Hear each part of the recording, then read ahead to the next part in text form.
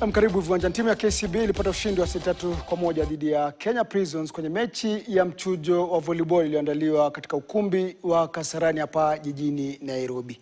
KCB ilishinda mechi hiyo seti 25-14, 25-18, 21-25 na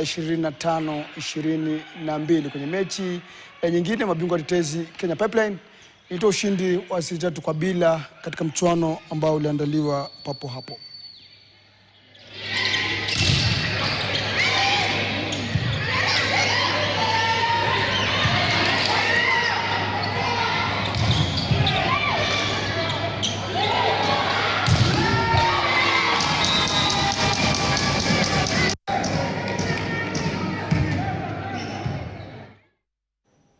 Na Mkenya ameboresha hatua ya kufuzu